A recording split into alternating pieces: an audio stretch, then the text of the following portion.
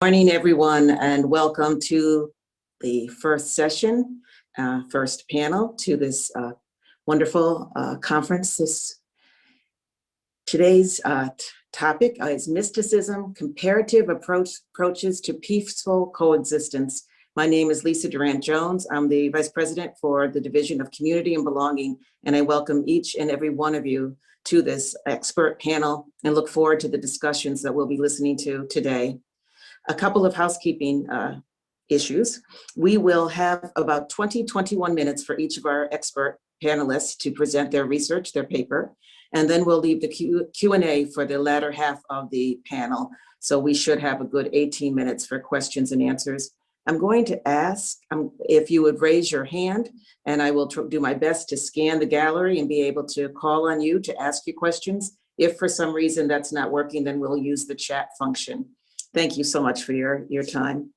And so to begin our panel today, I'd like to introduce our three scholars who will be presenting their research. We'll start with, I'll go through all three presenters and then I'll silence myself so we can listen to our experts. Our first presenter is Dr. Jason Welle. He will be speaking on spiritual poverty in two medieval traditions. Dr. Welle, and I'm going to give you just a little bit of his extensive bio that you have access to. Dr. Welle is the Director of Studies at the Pontifical Institute for Arab and Islamic Studies in Rome, Italy. He earned his PhD from Georgetown University and an MD from the Catholic Theological Union in Chicago and an MTS from the University of Notre Dame. Welcome, Dr. Welle. Our second presenter is Theodora van Gaal, who comes to us from the Netherlands. Dr. van Gaal is a PhD candidate, and she received her master's in theology from the Katholieke University with a major in dogmatic theology and missionology, and minors in church and theology and African and exegete of the Old Testament. Welcome, Dr. van Gaal. Our third presenter is Dr. Jason Okrzynski from the First Congregational Church in Wilmette, Illinois. Dr. Okrzynski, currently serves as the pastor of the Formation and Mission at First Congregational Church in Wilmette. He has been serving as the pastor for the Christian Educational Children's Youth and Family Ministry. He earned his PhD at Garrett Theological Seminary in Practice, Ministry, and Mission, and he continues to work in his area of research to this day. So I'd like to begin with Dr. Welle to begin his paper, and at about 1 minute before 20 minutes have gone by, I'll signal to our speakers that they have a minute left. Welcome, Dr. Welle. Thank you very much. Can everyone hear me? Okay, good. The origin of this paper lies in a flurry of events in 2019, when Franciscans around the world commemorated the 800th anniversary of the encounter between St. Francis of Assisi and the Ayyubid Sultan al-Malik al-Kamil, although I do not intend to reflect at length on the encounter itself. I want to focus on a key figure in Egyptian Sufism in the early 13th century, Fakhr al-Farisi, who died in Cairo in 1225. Louis Massignon famously speculated that al-Farisi was present for the encounter between Francis and the Sultan. And I would like to argue against Massignon's hypothesis, concluding that both al-Farisi's presence in Damietta was unlikely and concluding that Massignon overstates the significance of the Sufi master on the Sultan. Now, despite the fact that I think this connection has been overemphasized, exaggerated, Francis of Assisi and Fakhr al-Farisi show some kinship of thought regarding Fakhr, spiritual poverty, and the second part of my presentation explores this. The Sufi Sheikh discusses the difference between tasawwuf, Sufism, material poverty, and spiritual poverty. So I'd like to introduce this theme in his thought in light of some relevant texts about poverty from early Franciscan literature. Arabic chronicles that describe the struggle for Damietta during the Fifth Crusade do not mention St. Francis's time in the Muslim camp. One lone possibility for an Arabic text that could refer to the encounter between saint and sultan was identified decades ago by the great French Orientalist Louis Massignon. Massignon discussed a passage in Islamic pilgrimage literature that mentions al-Farisi and al-Kamil, a text that obliquely refers to what happened with the monk.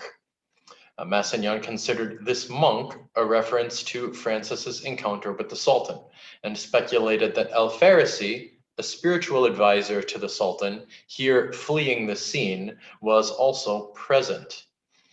I won't enter into the details of this hypothesis right now. It has some evidence to commend it, but to skip straight to my exciting conclusion, I think that Massignon's hypothesis is fake news. The text in question does not refer to Saint Francis of Assisi.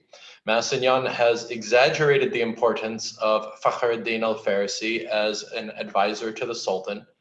The Sheikh was not present for the encounter between the Sultan and the saint, and there are no Arabic sources for this encounter. You would never know this reading modern scholarship on Franciscana, because Franciscan scholars immediately began to supportively cite Massignon 50 years ago, as well as to misunderstand him. But this is a matter we will have to take up on a separate Zoom call. One consequence of the misunderstanding initiated by Massignon is that scholars in Franciscan circles often emphasize the influence of Sufism on the Sultan. So rosy portrayals of this Sultan often cite the link to Fakhr al-Farisi and then slip into generalizations about Sufism and its tolerant attitude toward other religions. Now, I know that all of us are here to talk about peaceful coexistence, but as a scholar of Sufism, I find generalizations like this about a complex tradition very annoying, because in the case of Ayyubid Egypt, the claim is demonstrably false. I will spare you the details of a moment when this Sultan, behaving justly, had to intervene to prevent a local charismatic Sufi at the head of an angry mob from their attempts to destroy a church. The Sultan sided with the Christians and then had to run for his life because the Sufi-influenced crowd was prepared to stone him. Sufis in Upper Egypt often enforced the boundaries between Muslims and Christians because they resented the Ayyubid state's perceived aggrandizement of Egypt's Christians. I would argue that when Ayyubid-era Sufis manifested a more open and fraternal approach toward the Christians in their midst, this likely results more from Ayyubid state policy than from normative characteristics of the Sufi path as such. But I didn't propose this paper just to throw a cold glass of water on your keyboard. There's one aspect of Sufism that has been little discussed in relation to Saint Francis's encounter with the Sultan, and it relates to this question of poverty. Although I believe that Fakhr al-Farisi was not present for the encounter with Francis of Assisi, nonetheless, this Sufi sheikh showed an interest in the distinction between Sufism, material poverty, and spiritual poverty. What is the difference between Fakhr and tasawwuf? So if other Sufis in the period were discussing the nature of spiritual poverty at the same moment that the Franciscan movement was born, was there something in the water in the Mediterranean that led to this common concern about what it means to be poor before God?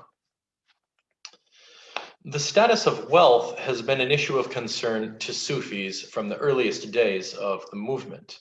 The Sufis generally regard worldliness and the luxuries of this world as enemies of God. So a believer should cultivate an increasing sense of indifference toward wealth. And this indifference may manifest itself in mendicancy, a life of begging, and a lifestyle of destitution.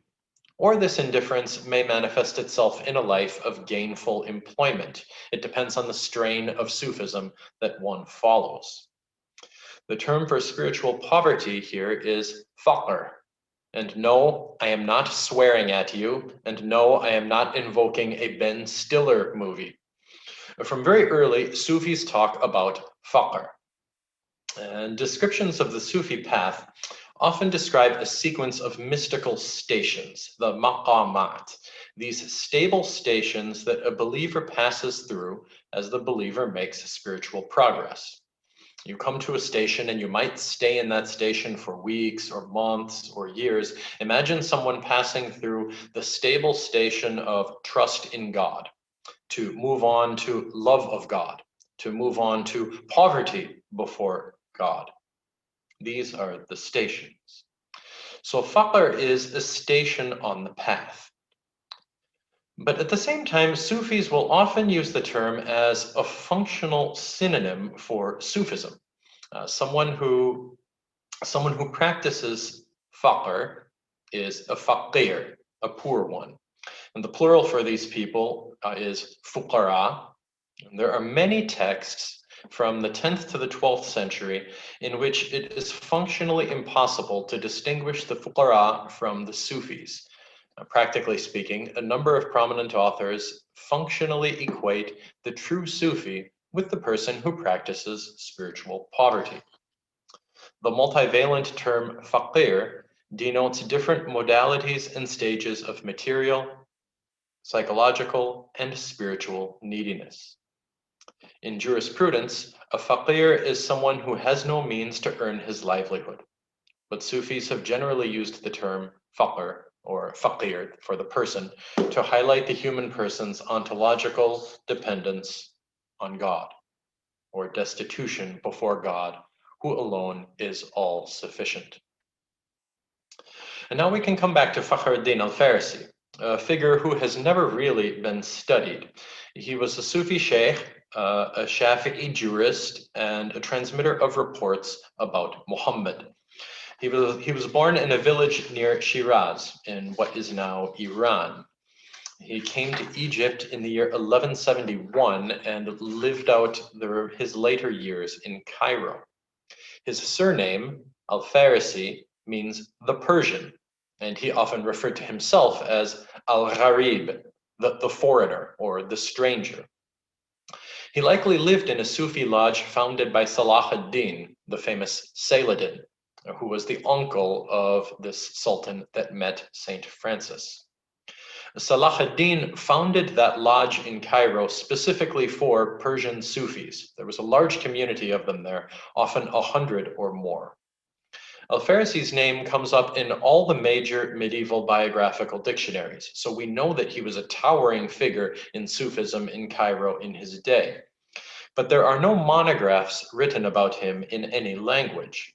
Louis Massignon devoted a few pages to him, and this was the most that anyone would do until Samuele Pagani, an Italian scholar, wrote a master's thesis on him in Paris 25 years ago. Then no one did much with her work until I became interested in it because of the 800th anniversary of the encounter. So I wrote a long article on al-Farisi 2 years ago. There's one Egyptian scholar, Mohammed Hilmi, who has published the Arabic text of the treatise I'll focus on here, based on one manuscript in the Egyptian National Library. Al-Farisi's surviving writings run to about 850 folio pages, but with the exception of this one treatise, I show you the frontispiece here, none of this has been edited. I'm working on it bit by bit, as is my friend Mohammed working on it bit by bit. Inshallah, in a couple of years, there will be some more. The very first section of this treatise explains some key terms that are important for al-Farisi.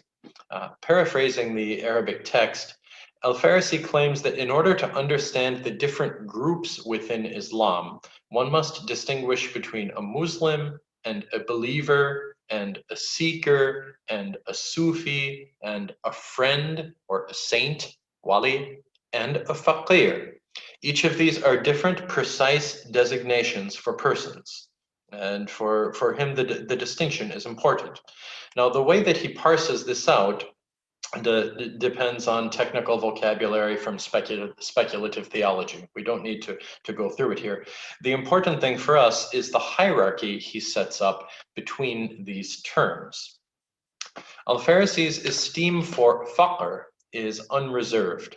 And we see this especially in his discussion of the awliya, the friends of God, or the saints. In the currents of Sufi thought to which al-Farisi belongs, these awliya possess a special authority granted by God.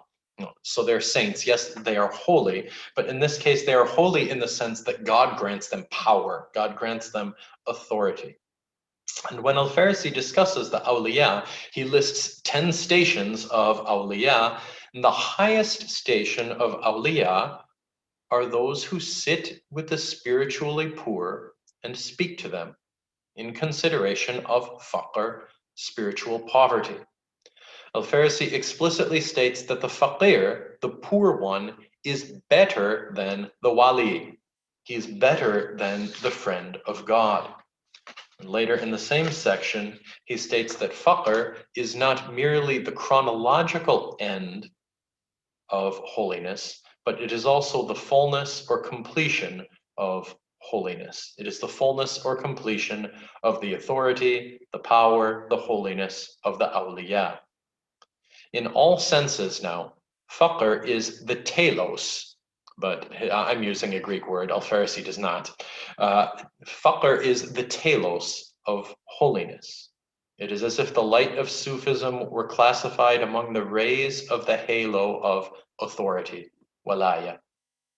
Just so, the light of authority fades away in the encounter with the subtleties of the beauty of Fakhr. Further, he comments on a hadith often used by Sufis, al-Fakhr fakhri. My poverty is my glory, or spiritual poverty is my glory, a statement on the lips of Muhammad.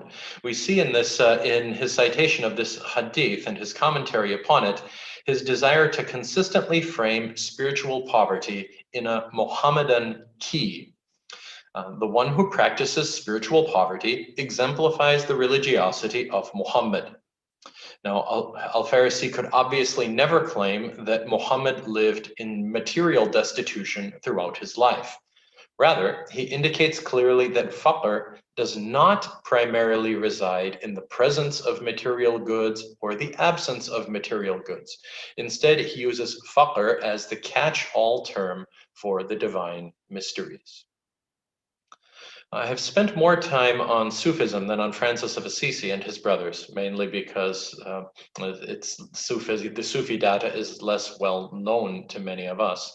On the question of poverty, however, the Franciscan tradition remains heavily researched but imperfectly understood. I would like to nod briefly to my friend and colleague Michael Cusato, who never tires of arguing that poverty was not central to the self-understanding of Francis and his first brothers. Minoritas, being lesser, was the essence of the early Franciscan charism. Now, in their society, being lesser, being minor, necessarily meant being economically poor, being pauper. But nonetheless, they saw themselves first and foremost as the lesser brothers, not as the poor brothers. The discussion of highest poverty, altissima povertà, emerged later, at some distance from the brothers' earliest experience, following the kenosis and the humility of Christ, who went among the poor and the marginalized. The followers of Francis eventually became entrenched in juridical debates about the distinction between ownership and use, but the original instinct of friars who sought to live the poverty of Christ involved using the goods of creation properly, using them well, not necessarily being materially destitute. Cusato sums it up this way: if one is minor, one will indeed be pauper, but as the friar's later history will bear out, one can be pauper without necessarily being minor. It is a distinction with a very important difference. And here I'm showing you an image from a frontispiece of the Sacrum Commercium Beati Francisci cum Domina Poportate, the Sacrum Commercium, in a dialogue between St. Francis and Lady Poverty. Again, a text that seems at first glance to place poverty at the center of Franciscan identity, when in fact, when you read the text in the proper key, the central theme is minority and not poverty in itself. Now, drawing to a conclusion, we can indicate some simple parallels between the understanding of poverty in the early Franciscan tradition and the Sufi tradition. In both cases, involuntary destitution is not celebrated. Involuntary destitution is not part of God's design. Voluntary poverty is often framed as a path to God and a sign of spiritual progress, but one must always ask, both for the Sufis and for the friars, what lies behind this poverty. Earlier Sufis, for example, had debated whether begging did or did not accord with God's will, because some insisted that begging was a useful instrument to humble the believer, to tame the believer's ego, whereas others assumed that the beggar practices an ostentatious religiosity. He wants to show off the fact that he is poor, and thus many Sufis actively resist begging. By the time of al-Farisi in the Fifth Crusade, the debate was largely moot. His discussion of Fakhr has little to do with material poverty, because the Sufis were, by this point, living in a state-sponsored lodge. In the case of the early Franciscan movement, we see more consistently the esteem for material poverty, but the charism seems to favor minority and humility more so than poverty in itself. The most intriguing conceptual category I will suggest in conclusion with which to compare these traditions, at least intriguing for me, is the delightfully sticky Sufi term maqam, a mystical station, and how this compares to the notion of virtue. St. Francis of Assisi enumerates paupertas among the virtues. Likewise, the Sacrum Commercium describes poverty as a virtue, virtus, not as a vow. You don't take a vow of poverty in this. Instead, poverty is a virtue that one acquires. Saint Bonaventure and David of Augsburg also count poverty among the virtues. But unfortunately, these claims often leave vague what exactly a virtue is. We can fall back on Aristotelian definitions where a virtue is a stable disposition of the mind that determines a choice of action or that determines a person's emotions. A virtue helps a person adhere to a mean between extremes, and it sustains us in the pursuit of the good. But it might be the case that St. Francis and the author of the Sacrum Commercium are using the term in a much more flexible way. And this is where I enter into an internal squabble among scholars of Sufism who have generally not paid as much attention to this term virtue that I would like to use in a Sufi context, because these maqams, it has been suggested, are stable stations of belief that orient a believer to behave in a certain way. They dispose a believer to behave in a certain way, and they are acquired in the same way that Aristotle spoke about virtues being acquired. I would like to suggest that there are several key terms in classical Sufism that we should bring into dialogue today with the contemporary renewal of virtue ethics in philosophy departments. But that might have to wait for the questions and answers. I can't tease out any further conclusions for you this morning, other than to indicate this mutual interest in the meaning of the creature's poverty before the Creator, and to indicate certain limited parallels in the way these two traditions approach the question. It may be that the glory of Islamic mysticism lies in its poverty, and this is something I invite us all to consider and to explore.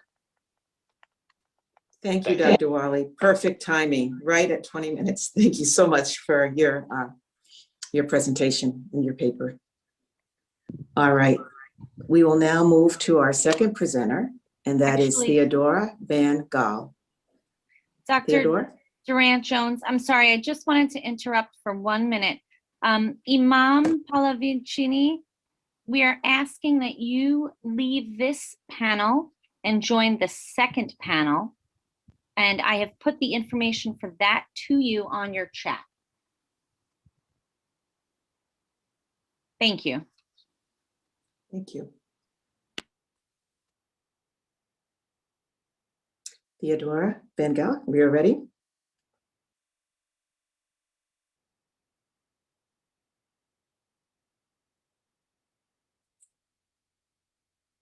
You're on mute. There we go. There you go. You hear me now? Great. Yes. Wonderful. Good morning, everybody. Thank you for joining us here at this panel. I would like to present a paper called Migration and the Mystical Theological Tradition. It's a correlation of migration experiences with the experience of the Dark Night in the spirituality of John of the Cross. The purpose of this presentation is to contribute to the discourse on migration and spirituality. I'm sorry, navigating. It responds to the observation that there are still questions to be answered regarding the spiritual development when migrants negotiate liminality that is caused by the experience of identities in transition. Daniel Grudy's research, for instance, pays attention to the interior and spiritual dimension of the migration experience, but he emphasizes experiences of suffering in the initial phases of departure and arrival. In response, Gemma Tulloch-Cruz points to the danger of ignoring migrants' strength and their ability to experience and evoke transformation. She also points to the risk of overemphasizing the interiority of migrant experiences. She states that migrants encounter God as they descend into the mundane struggles of migrant life. And that, I quote, the spiritual journey for migrants is probably not a direct or immediate ascent, end of quote. Cruz defines ascent as leaving behind the mundane as one focuses on the upward movement toward God. She therefore dismisses spiritualities of ascent as a helpful framework to understand migrant spirituality. I, however, beg to differ, and today I would like to argue that the correlation between narratives of African migrants to the United States of America and John of the Cross's narrative of the Dark Night do provide a deeper understanding of migrant spirituality and the process of transformation they experience. As Pope Francis emphasizes again and again that migration is a sign of the times and that migrant experiences constitute a locus theologicus, I engaged a mutical critical correlation as strategy. It approaches both sources as equally and relevant important. Both sources are analyzed by the same method. This creates a theoretical space that responds to the need to first listen to the African immigrants' narratives and to John's narrative of the Dark Night to come to an understanding of their theological import on their own terms and their own words. The African migrants' narratives were gathered by conducting open interviews guided by three main questions that were based on prior knowledge gained from the field of migration theology and the guiding concepts of identity, faith, liminality, and transformation. For the analysis of these interviews and the poem and commentary, The Dark Night, the procedures of a theory-driven content analysis have been applied. As both narratives disclose how they describe transition of identity, liminality, and transformation, insights in the spiritual development in both the experience of migration and the Dark Night emerge. I will first start with a short overview of the analysis of the interviews of the 16 respondents who participated in this research. They come from 7 different African countries, are both men and women, with variables in age, nationality or ethnicity, modes of arrival, immigration status, and time lived in the United States. In general, their migration stories are stories of loss, vulnerability, and of coping. This diagram summarizes their experiences in the analysis. As migrants move through the phases of departure, arrival, and negotiation and settlement, their identity changes.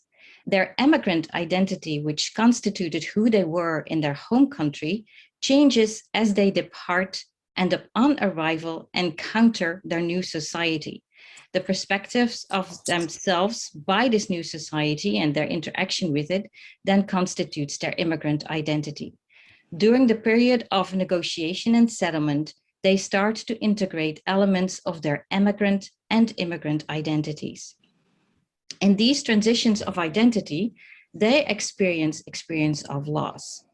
Experiences of external loss, such as social network, loss of previous way of life, and loss of previous protective tactics, and the loss or even sacrifice of social economic status, cause experiences of internal loss, such as the loss of time to live, that means to tend to family, faith, and friends, the loss of dignity, of hope, and of faith lived in community. The loss of joie de vivre, or quality of life, is a core experience in the stories of the participants. It connects the different elements of these experiences of external and internal loss.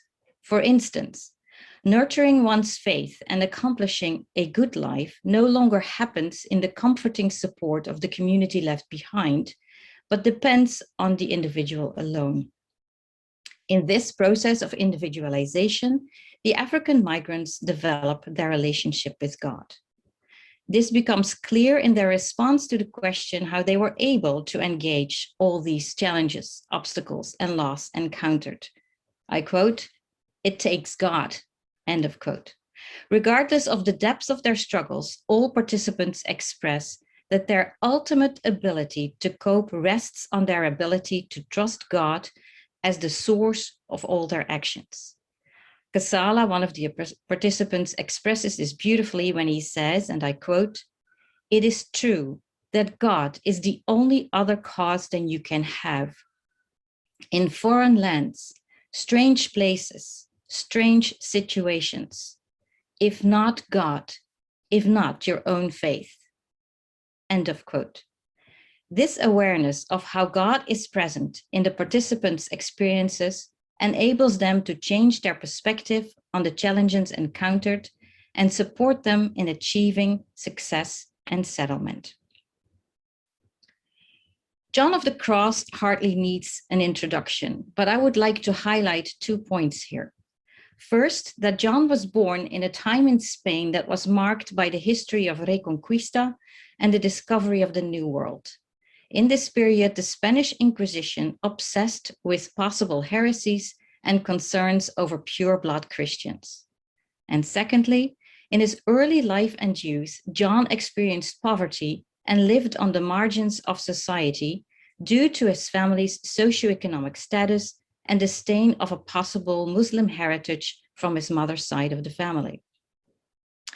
These circumstances not only equipped John to live in a life of poverty as a Carmelite friar, but they also became a starting point for his theology and spirituality.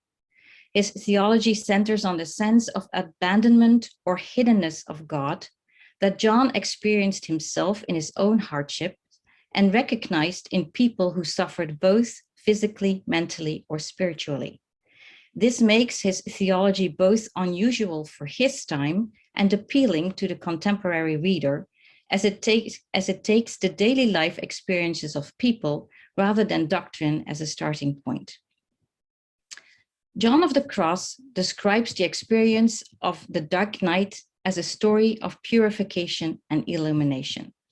Similarly to migration experiences, the experiences of the dark night is marked by identity transitions as the soul or person experiences departure at the beginning of the night, at dusk, and negotiation as the soul travels through the darkness of the night, and arrival at dawn. John emphasizes that it is God who initiates this departure by means of dark contemplation. In this dark contemplation, God, and I quote, divests the faculties, affections, and senses, both spiritual and sensory, interior and exterior. End of quote. John explains how one feels, and I quote, stripped of the habitual affection of the old self to which the soul is strongly united, attached, and conformed, end of quote. In this departure, the soul feels rejected by God and experiences a loss of identity and powerlessness. The only thing that remains to surrender one's powerless unto is into this dark contemplation. Remaining passive in this contemplation will render it active, and the soul's spirit becomes, I quote, delicate, simple, and refined, end of quote. This is the effect of illumination. Becoming delicate and growing in love and virtue prepares the soul for the union of love that God desires to grant the soul. Therefore, John of the Cross refers in his poem to this night as, I quote, that glad night, end of quote, and speaks of, I quote, the sheer grace, end of quote, this night brings. He says, I quote, this happy night darkens the spirit to impart light concerning all things, and it does so only that these souls may reach out divinely to the enjoyment of all earthly and heavenly things with a general spirit of freedom in them all. After the analysis of each of the narratives, I mediated an encounter between them by looking for equivalences and differences in context, character response, and structure or plot. In other words, I was looking for resonances and dissonances. Here, I would like to highlight two major dissonances uncovered. Dissonances regarding the place and function of arrival and the relationship between the human and the divine. Exploring these dissonances provides insight in how the two narratives interrogate and enlighten each other. The dissonance in the place and function of arrival is first a dissonance in context. It is the second transitional phase in the experience of migration versus the endpoint of the journey in the experience of the dark night. Second, it constitutes a dissonance in character response. It causes disappointment and disenchantment in the migration experience versus the experience of the ineffable beauty of the union with God through participation in the dark night. The negative experience of arrival in the migration narratives interrogates John's narrative and point to challenges and obstacles the soul experiences on the journey toward arrival in God. In both narratives, arrival affects recurring experiences of departure, of purification, and of descent. For instance, one of the immigrants, Kurioka, says, "And now that I did not have the influence, she just escaped her situation of bondage, of someone that was binding my every effort when I was bound by my host before, you know, like when someone is controlling you and you have no power over anything." John compares a situation of bondage and with the prison metaphor to highlight experiences of purification. He says, "They resemble the one who is imprisoned in a dark dungeon, bound hands and feet, and able neither to move nor see nor feel any favor from heaven or earth." The positive experience of and the eschatological dimension of arrival in John's narrative interrogate the migrants' narratives and point to moments of success and settlement in their stories. These moments are precursors of what is possible and hoped for. In both narratives, therefore, the eschatological dimension of arrival uncovers recurring experiences of arrival, illumination, and of ascent. For instance, as Kurioka explains when she's freed of her situation, because the minute we came here, it was like we felt good.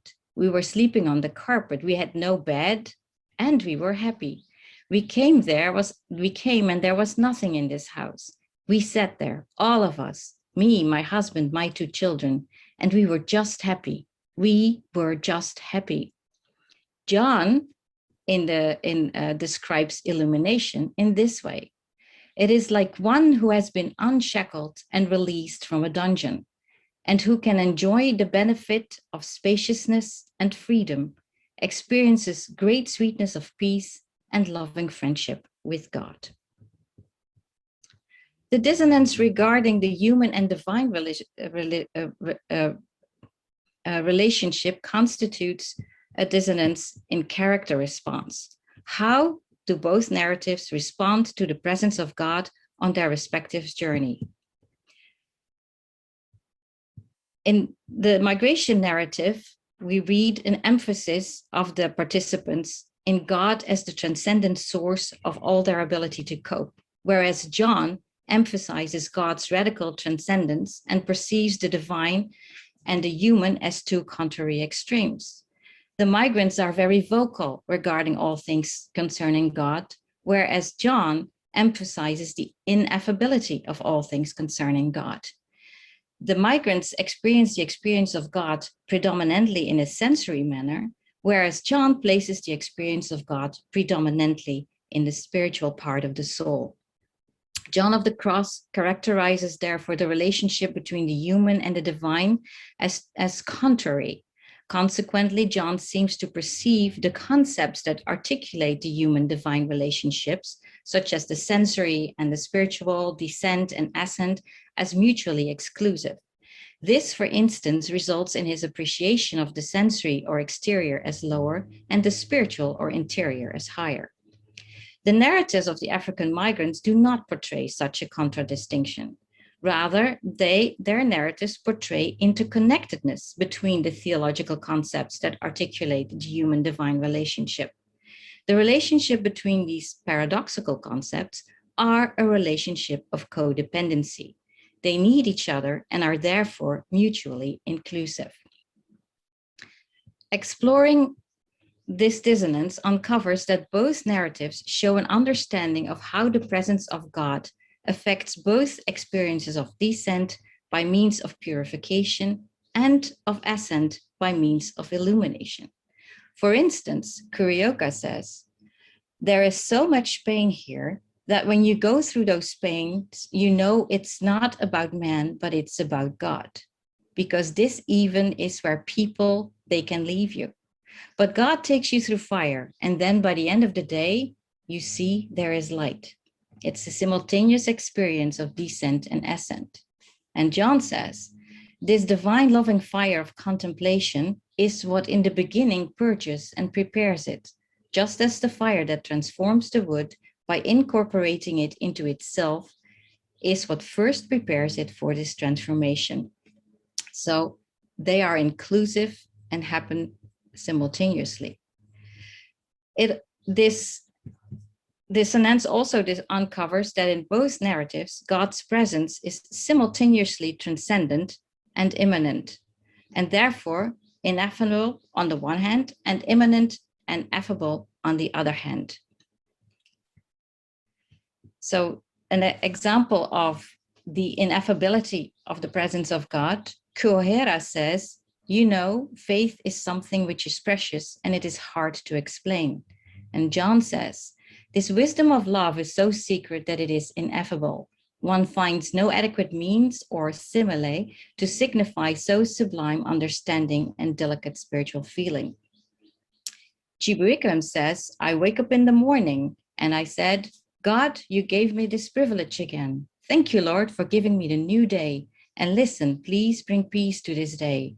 And at the end of the day, she says, "Thank you, Lord, you've done your will." John says, "In all its thoughts, it turns immediately to the beloved. In all converse and business, it at once speaks about the beloved. When eating, sleeping, keeping vigil, or doing anything else, it centers all its care on the beloved." This process of spiritual exploring how the two narratives enlighten each other results in understanding where their different horizons meet. They resonate in the structure and plot that explains the process of spiritual transformation. This process of spiritual transformation is defined by the dynamic between the concepts of vulnerability, spiritual humility, and God's transformative agency, and explains liminality as an oscillation between experiences of recurring departure or purification and of recurring arrival or illumination.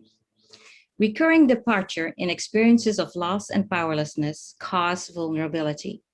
These very concrete experiences of descent affect an attitude of poverty of spirit, one of the two aspects that define spiritual humility. The transformative agency of God is experienced in a new understanding or consciousness of God by means of illumination or infusion of God's love. God's transformative agency is the central pin in this hinge that constitutes the process of spiritual transformation. This experience of illumination in the experience of God affects the attitude of freedom of spirit, the other aspect of spiritual humility. And this freedom of spirit is experienced in the experience of ascent, which is recognized in the recurring and very concrete experiences of arrival, the ability to cope and achieve settlement in the experience of migration. It affects Professor Van Gaal, 1 minute, please. Yes, I'm getting to my concluding remark. Thank you. It affects a change of perspective and being and the transformation of faith and identity. In conclusion, aspects of migration experiences can be correlated to aspects of experiences in the dark night. The correlation between the two narratives reveal how the spiritual dimension of the African migrants' experiences are indeed embedded in the mundane struggles of their migration journeys. The process of correlation also uncovers that the transformation happens in the simultaneity of the experience of spiritual descent and ascent. It is the surrender and abandonment of one's vulnerability unto God in the spiritual descent that simultaneously affects the spiritual ascent in which God's agency becomes effective amid these mundane struggles. This is recognized in the migrants' narratives as they describe how their lives become centered on God. This new awareness of their relationship with God affects courage, strength, and the ability to cope and create not only a new life of faith in a new context, but also to develop a critical and creative relationship between the diverse and transnational elements of their migrant identity. Therefore, gaining comprehension in the correlation between the narratives of African migrants to the United States and John of the Cross's narrative of the Dark Night does indeed contribute to furthering the understanding of migrant spirituality. Thank you. Thank you very much, Professor Van Gaal, very much. We'll have our final speaker, Dr. Jason Okrzynski, and I apologize, Dr. Okrzynski, if I'm mispronouncing your name. But we will have our final panelist, and then we will open it up for Q&A. Good morning, and thank you. Can everyone hear me okay? Yes. Wonderful. Well, thank you to both Jason and Theodora for your wonderful papers. I found them very engaging and helpful.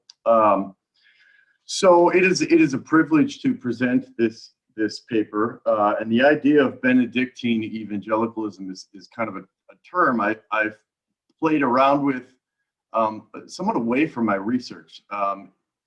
It's a personal term in that I myself am a practitioner of Benedictine spirituality, but would also, though it's a loaded term, consider myself, I would use the term evangelical to describe myself, but I don't know that I would often look like those who at least Americans would think of when they hear that term. And so some of what's happening in this paper and with my ongoing conversation is with Luther is about tending to some of those qualifications. And so this paper builds on research that really began in my practice as a youth minister and a youth pastor, and even in my own personal faith walk. And one of the convicting theses in my own work is that American culture at large, but I would say even more specifically suburban culture, and in the families, household, and the schools, are very good at forming young people in behavioral norms. People learn to behave well for the sake of citizenship according to cultural norms. But they do this, and this is my kind of Christian theological concern, without much intentional attending to the formation of desires, to personal or communal identity, or to faith, spirituality, and divinity.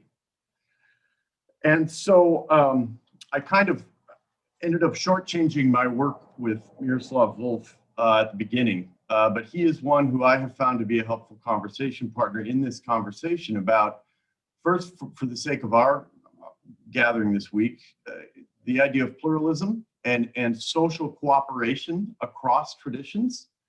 He's also one who can use the term evangelical and not cross his fingers, but who's helpful in doing that. And one of the things that I share with him is where this paper begins, is a conversation with the reformer Martin Luther, who's very important to me personally and in my academic work.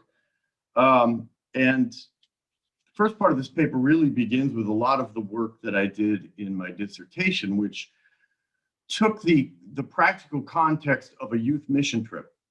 And for those who've ever been, at least on a Christian, and in my case, particularly Protestant youth mission trip, one of the thesis I came to in comparing that trip with Luther's thought is that there's almost a monastic life that is formed for the youth over the week they're together. And during that time, they dedicate their lives to prayer, to a very experiential spirituality, to steal your term, Jason, becoming lesser, in that they spend their weeks serving each other and serving the marginalized or those left out of society. And one of the experiences that I have clearly had repeatedly, I would say annually, is of the kids, high schoolers leaving those mission trips, utterly, deeply convicted of their faith in a beautiful way, a life-giving way focused on love. The word mystical is the only word that I feel really suits what seems to happen. But then a second heartbreaking experience for me is that it's not uncommon for the kids, the youth, to come back from the trip in an existential, liminal, it's not a crisis, it's a shedding of the behavioral norms they had to go deeper, to ask, who am I? I want this. I want to contribute. I want to live for Jesus. I want to live for God. I want to live for grace. I want to so on and so on. And then often it's common in youth groups that you get back from these youth trips and don't see each other. And then you come back when school started, and I have received over and over again this lament that we lost it all. We went back home. Often I hear the parents go, it's great you're on a spiritual high, but you have to get a job. And so this is what brings me to this question of, not that behavior matters, not that civil cooperation matters, but that there's something more that humans yearn for than what I would call kind of a happy, commodified nihilism. And so beginning with Luther, there's sometimes almost two Luthers. There's this cranky Luther who's a problem. But the Luther that I continue to go back to, I have a quote from Freedom of a Christian, which is really important to me, in which Luther says at the end, "We conclude, therefore, that a Christian lives not in himself, but in Christ and in his neighbor. Otherwise, he's not a Christian. He lives in Christ through faith, in his neighbor through love. By faith, he is caught up beyond himself into God. And by love, he descends beneath himself into his neighbor." I think that I know that Protestant evangelicalism, this is where my paper begins, in its feeling of a responsibility to Western society and the Enlightenment project, has transformed Luther into this modern individual. So I opened the paper by naming that Luther was a mystic. He was a German mystic formed in the Augustinian monastic tradition. And the ground of his criticism is not kind of this modern, Charles Taylor gives us this word authenticity. That's not what Luther is trying to talk to the church about. It is this mystical present Christ. And for Luther, faith is the mystical union of Christ with the believer that frees them from earthly demand, but also frees them for living out the kingdom here on earth. And this is the heart of Luther's theology.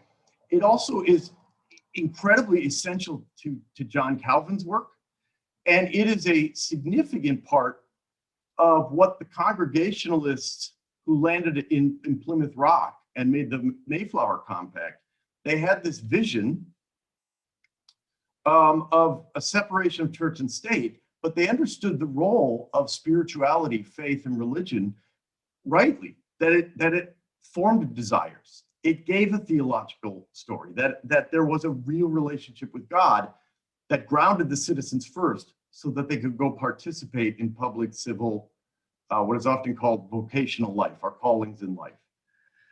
And so, the first half of the paper, I'm taking on the big task of this co-opted word evangelical, in part because one of my concerns is that in contemporary American church culture, liberal Protestantism has a very difficult time figuring out how to be good social partners in a pluralized America and not just claim a religious tradition, but more importantly, be claimed by a living God. And so there's a work that I reference here by Christine Helmer, who's at Northwestern, that shows kind of this gradual project in the 20th century by which the mystical Luther is tamed out and traded for a good, tame, secular vision.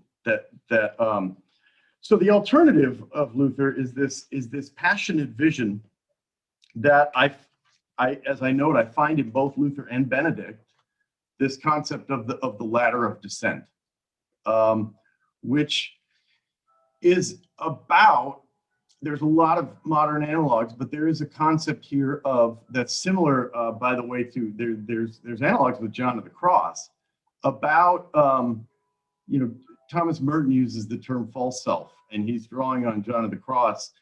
Luther doesn't use that term, but when Luther is speaking about being Christ, this quote about descending to the neighbor in love and rising in Christ to faith, this is what he's talking about the fears of what we today would call the egoic self, the ego need, about Christ's love and grace, dissolving that, and then pouring all of God's self into the person of faith. Of course, with Luther, two things come up to that are problematic. One is the political, the reformer. And I note that there's a key piece for Protestants that I think is not coincidentally coming to bear, that Luther, the story of Luther marching into town and boldly posting his 95 Theses does not seem to be a real story. What we do know is that he sends his theses, which are an academically prepared document for conversation, he sends them to his archbishop, which is what the proper channel for a theologian and brother to do. But the Bishop of Mainz was invested in the economic system that Luther was protesting. So it doesn't get very far. Now, in fairness, when Rome responds negatively to Luther, Luther immediately calls the Pope the Antichrist. So he may have had some he maybe needed a little political coaching. But the problem then that resides in this, for me, is not Luther's mystical vision, but the question of the mundane, of how is this big mystical Christ that Luther offers us? It's an incredibly helpful corrective, but the problem, especially as an interdisciplinary practical theologian, is one of development. Namely that what I call cultural narratives, the messages and values of the world, some of which are needed just to manage life. How do we grow across a life cycle? And Luther claims he has no interest in this. I think one of the political problems he has is this is medieval scholasticism, is works of gradual transformation. So the second Luther, 16th century Luther, admits that's necessary, he would have found himself in a rhetorical struggle to name why he's in this disagreement with Rome. So this is where Benedict, who I think is unfairly judged as not having a mystical center, coincides with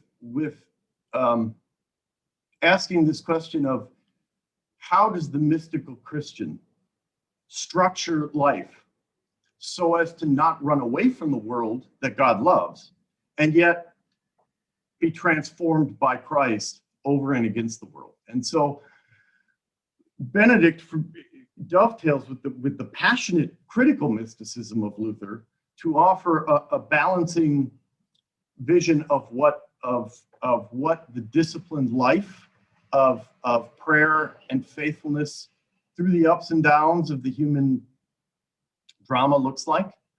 And so what the paper ultimately represents then, if I can offer one of my closing paragraphs, is that peaceful coexistence for mystical traditions is not synonymous with peacemaking in general. The modern globalized world, as formed by the Enlightenment, offers its own godless vision of peaceful coexistence by submission to the free market. Increasingly, capitalism's cultural liturgies demand ascent to power, security, and individualization by participation in commodity consumption. The cost of participation is further catechization in overly materialistic ontologies. The growing influence of these liturgies through mobile technologies and surveillance capitalism catechizes us further into these ontologies of consumption and racial inequity to the detriment of our humanity. So the hope of my paper here is first and foremost that there is a passion that Luther offers of agape existence in Christ that's mystical, experiential, that can couple with the Benedictine practice of the hours, and even more so, I think in particular, I kind of glossed over this, the corrective of Benedict of specifically humility. That, and here I'm specifically thinking of the way that American evangelical, capital E evangelicals, in my experience, struggle to differentiate from nationalistic ideas. And sociologists are teasing this out, that faith and nationalism overlap in certain segments of our culture in significant ways. And so the passionate mysticism of Luther balances with Benedict's explicit teaching about the increasing humiliation of the self in the traditional sense of becoming more humble, and both dovetail with the idea that what Christ calls us to is service to each other in love. And so my picture is, my hope is offering not a tamed mysticism, but a practical, feasible image of a mysticism of union that can show up for daily, disciplined, real life, so to speak. And so I know I have a little bit of time left, but I feel like I've kind of briefly covered the paper. So thank you, everyone. Thank you so much. And thank you to each and every one of our expert scholars who have shared such powerful theoretical frameworks for us to discuss. And so we would like to now open up the Zoom room to questions. And so I was able to see the gallery.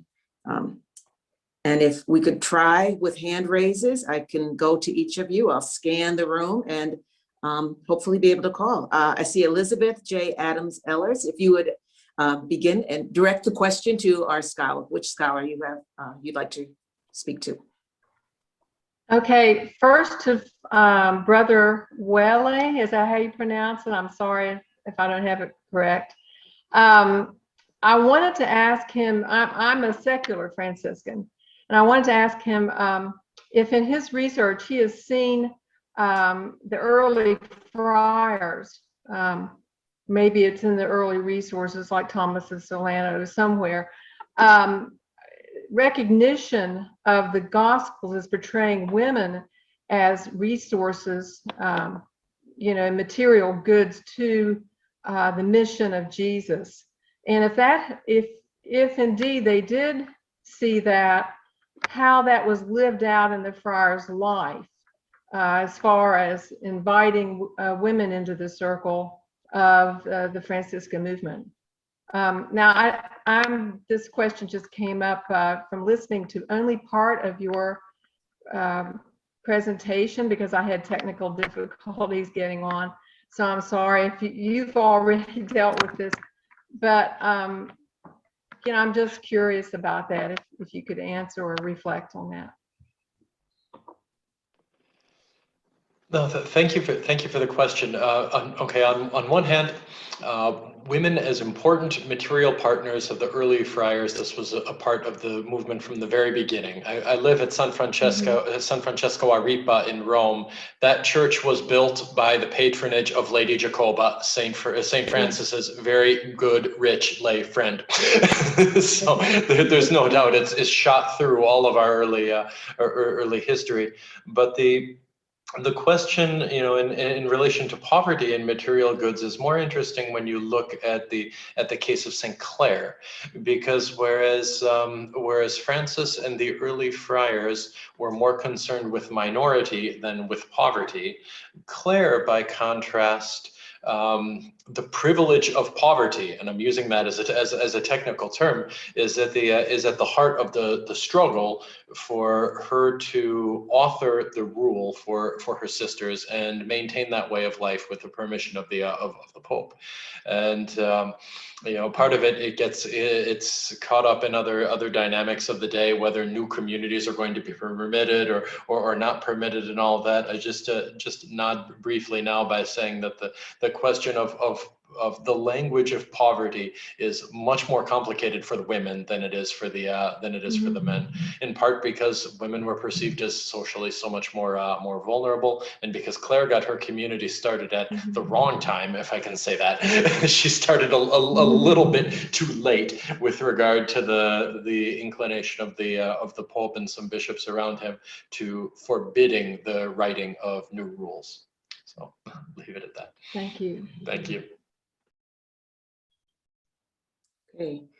Other questions, please? We have lots of time to be able to really capitalize on the rich information that we've been hearing and listening to. I will not pronounce it properly, but Sayeda, is that? You're on mute.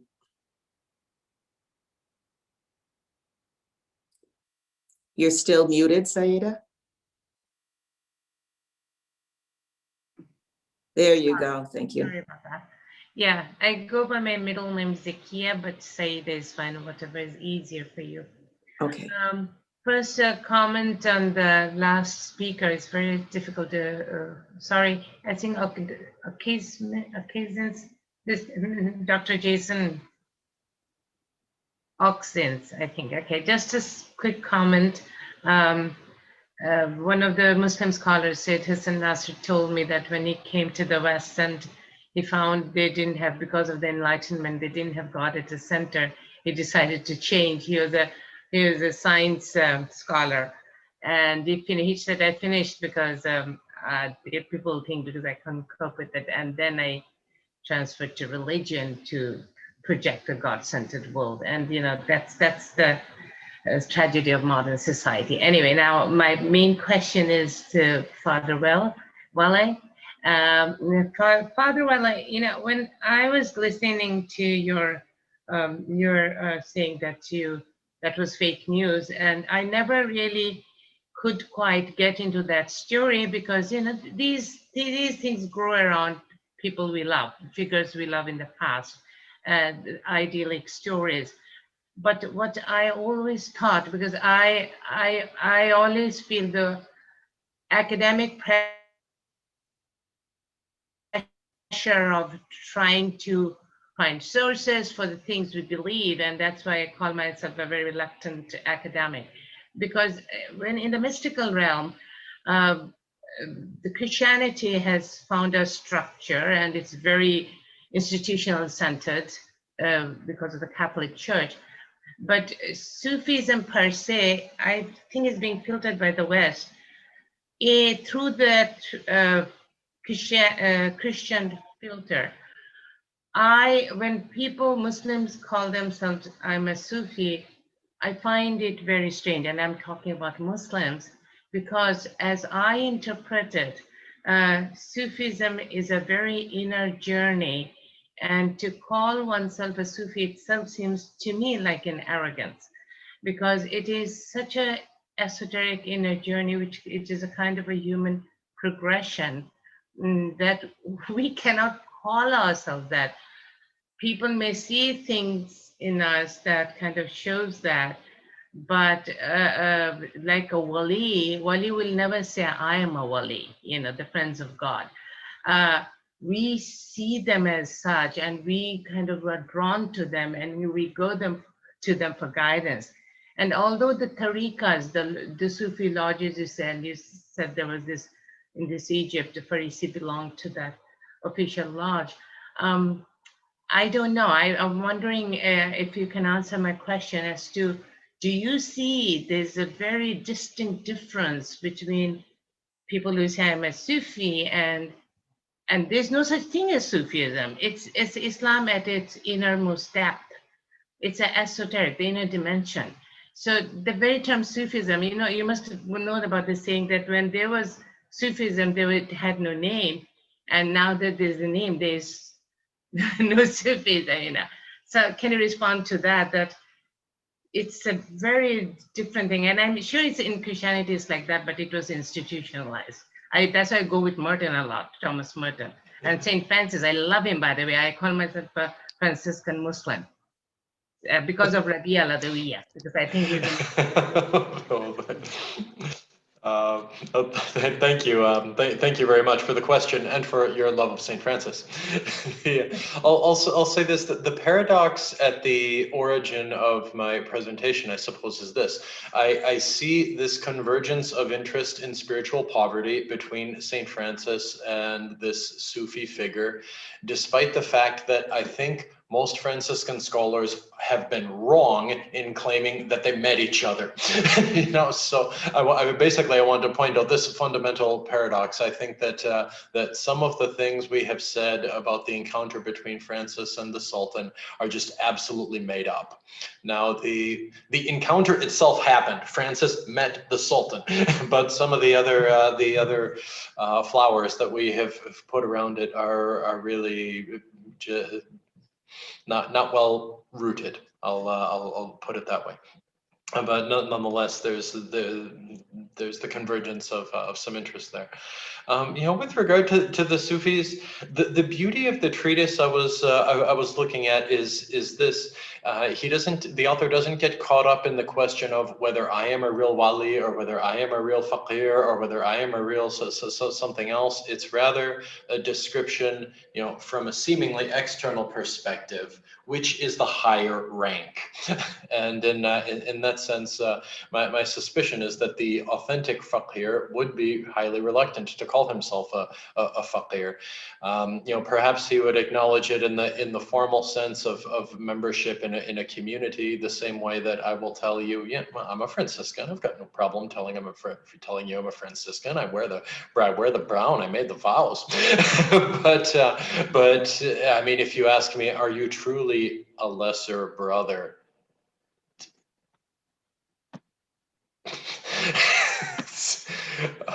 That's a much tougher question. So I imagine the authors were looking at it in the Middle Ages.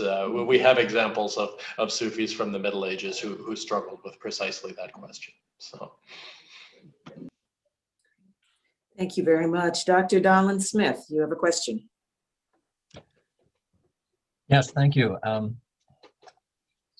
This is for Doris in particular. It's perhaps more comment than question, but I found fascinating and helpful the graphics you used in your presentation and the categories you used to describe and compare the experiences of the immigrants and John.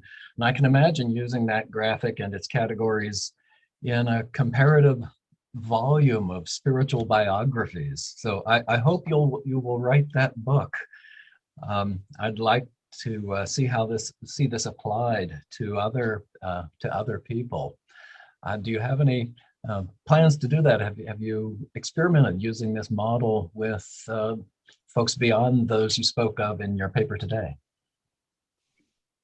Yes, so the paper is based on my PhD thesis, which is currently being vetted by 5 professors from the Netherlands and others. So hopefully in about 4 weeks' time, I'll know if that's a thing. And if it's a thing, then in the Netherlands, when you do a thesis, it is supposed that you defend on a published work. So it's supposed, if it's okay, it's going to be published by the end of the summer. And yes, so in the conclusions of my thesis, I try to kind of see some pastoral options or developments that we could do from learning from these stories. And I'm really intrigued to listen to one of our next sessions because it's a similar thought about we need to create places of storytelling and maybe even train our the pastoral leadership to be able to recognize these spiritual dimensions in the stories of the people. The story themselves are already like healing, but to allow people to articulate them as stories of God is, I think, a place like a pastoral place that we need to create to tend to the experiences of African migrants from a spiritual perspective. It's very much in need anyway in the United States because they're like a blind spot. It's one of the reasons why I started to research because there's lots written about migration from a Latino and Asian American perspective, but hardly any from an African perspective because they disappear in our census under the category Black. So I surely hope, I would like to develop more of that. Yes, the plans are there. Thank you.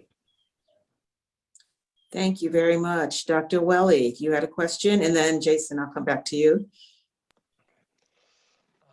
I'd like to point a question at the other Jason. It's a question about the issue of desires. You spoke about how in contemporary American religiosity, there's not a lot of attention paid to the formation of desires, and we see resources for this in Benedictine monasticism as well as in Luther. I wonder, is there something distinctively mystical about the importance of forming desires, or should Christianity generally be concerned with forming desires in believers? I mean, on one hand, someone like Benedict concentrated on it more because they had the time to contemplate and think it through.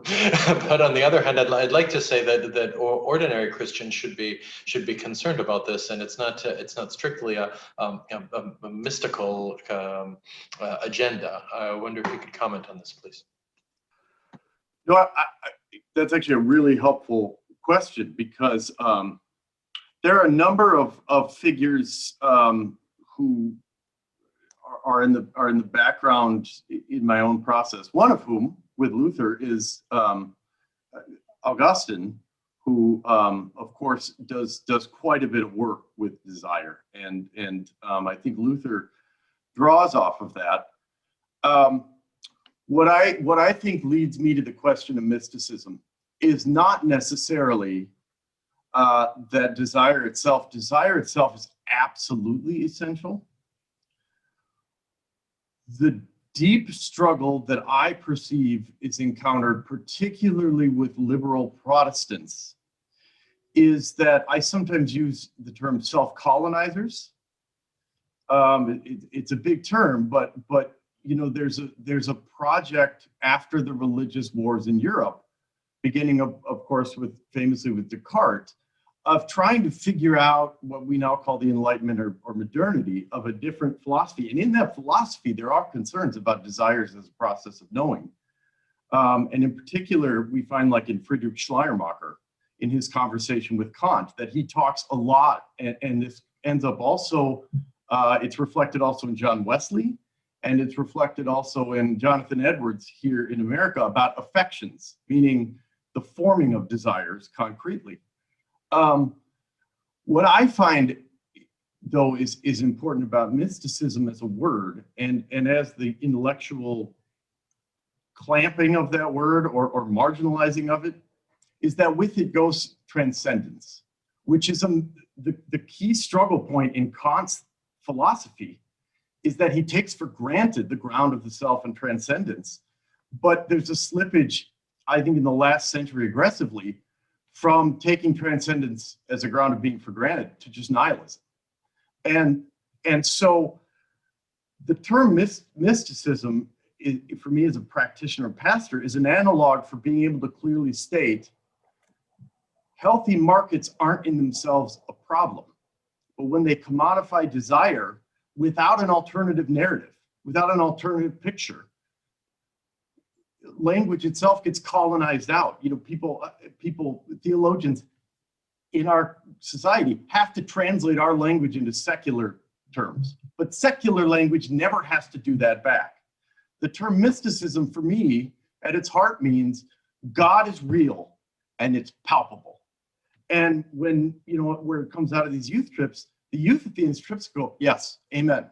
I experienced something there that transcended all that weighs me down, all the pressures, all the disillusion. And so this is, you know, this is where Luther, this is his ballpark. But again, the paper then says, well, how does a healthy person? So I think, Jason, part of what I find in Benedict is I want the fiery, apocalyptic, agape presence of God that Luther talks about, but then people also need their lives and their affections pastorally sustained and formed. And so I hope that answers your question. It's a yes, and if that's helpful. I think, Dr. Okrzynski, you had a question, and then our final question will come from Professor Van Gaal. I did, and Doris, I don't want to put you on the spot, but kind of dovetailing off Tom's question, I wondered specifically if you've done any comparison between the kind of process you outlined so well in John and kind of Theresa's. You know, they have a similar picture that are often compared, and I'm a Lutheran. I'm not supposed to be. I'm a big fan of both of them. So I'm just curious in your work if you have any personal thoughts about what's distinct or different in the two of them. I did not. So my work focuses on John of the Cross. I did read up some, and sometimes I think it would be helpful if I pulled in some of Therese, because I think Therese has a more like physical dimension to her mystical experience, which might in the end actually have been more helpful in connecting to the more sensory experience of the African migrants, but I didn't get the time to insert all that. And yeah, but it would be an interesting second part of the volume. Yes. Thank you for that question. Yeah. Should I ask my question just ahead? Please so do. My question is for Jason Welle, and it's triggered by the distinction you made, I think, somewhat in the beginning of your presentation between involuntary and voluntary poverty, and kind of saying like involuntary poverty is not what we want, if I understood it correctly. And so what I encountered in my in the stories of the migrants that I interviewed and journeyed with is that a lot of the poverty they experienced is involuntary poverty, but it's that material descent that I talk about, it's my little beef with Gemma Cruz, that I say there is descent, and there is then in that descent the necessity of letting go and abandonment to be able to move on or to experience that transformation. So just like sometimes little kids ask you, why is Good Friday Good Friday? So is there a way that you could say there is something good to involuntary poverty? I mean, it's not a good thing, and we should do away with all the bad structure and all that kind of stuff. But it did bring it did develop into a spiritual process, and that kind of connects then with what the other Jason said about humility, because that's kind of like where it kind of comes together. But yeah, so how bad is involuntary poverty in relation to spiritual development? From a more developed Franciscan perspective, involuntary poverty is less problematic than it is from a Muslim perspective. I mean, classically speaking, most Sunni Muslim thought assumes that material prosperity is a sign of God's providence and God's blessing for the believer.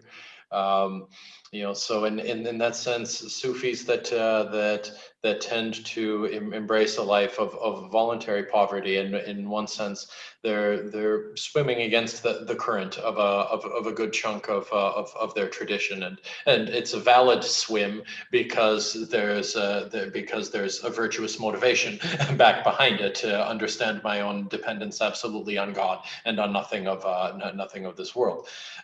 From a Franciscan perspective, the developed tradition gets caught in these questions about whether in the garden there was private ownership of property, or whether private ownership of property belongs to the fall. And we end up taking the position that ownership of things belongs to the fall. Now, I don't think that's part of the instinct of Saint Francis himself or his first believers, or his first followers, but it's a direction our tradition takes up. I mean, I suppose the summary response has to be something that you would know better than I, because of your experience with migrants, that some of those who have experienced grave involuntary misfortune nonetheless are able to encounter God through that misfortune and find dependence on God through that misfortune, and others encounter that misfortune and leave angry and more hardened. And so in that sense, the contrast between people's response to their hardship is precisely what proves to us that material poverty cannot be a value in itself. Destitution can only serve some other value or virtue that transcends it. If we could share with a virtual thank you to our incredible scholars who really produced such thought-provoking reflections this morning. We will be now leading into our break. Thank you all for attending. Thank you for our scholars for your wisdom, and have a wonderful rest of the conference.